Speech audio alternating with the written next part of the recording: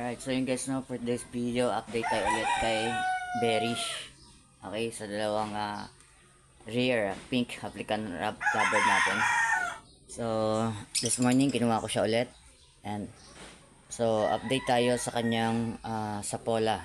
Alright, or yung excess na taba niya. So, dadalhin ko siya ulit sa loob para i-exercise. And, kailangan natin matunaw yung sa pola niya para then makapagpahinga siya, i-ready natin for breeding ulit kung kaya pa.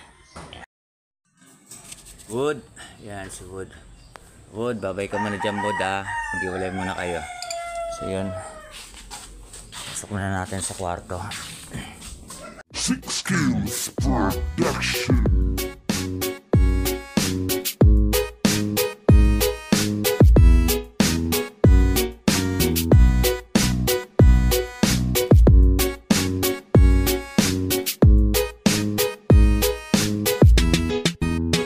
Maako lang ang gugma mo, inday.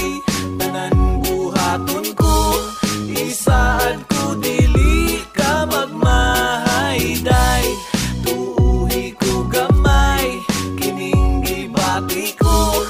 Wa ni bakak puros ni tinud anay. Ang gugma ko kanimo, unta imong tuuhan.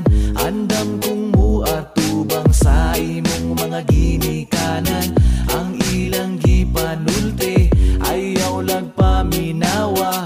Kuno tigulang ko, naibog sa imong kulang ang imuang paghigugma, buhatong kutanan para sa ato ang ugma. Para sa imo andam ko nga maning kamot, di payon ti kaday isaad kung di ka magmugot. Akong gugma kanimo dayway ka pareha, maangkon lang ti ka andam kong makigira.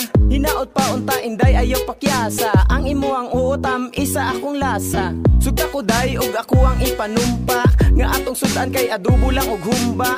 Mauragod na pinugri lang gihapon, ato ang plato panit sa Ngayon, syempre, aangat na naman yan.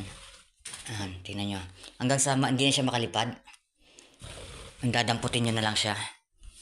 Yan. Berry, exercise lang tayo, be, ha? Exercise lang, be.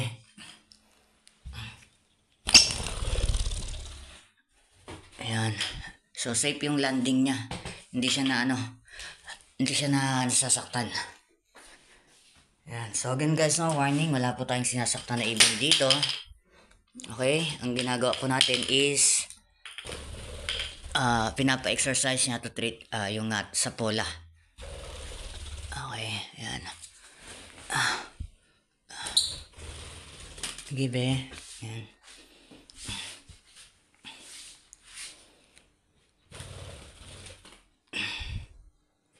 Yan, so update na lang tayo guys, no? Update ko kayo kung ano yung nangyari dito sa susunod, ha?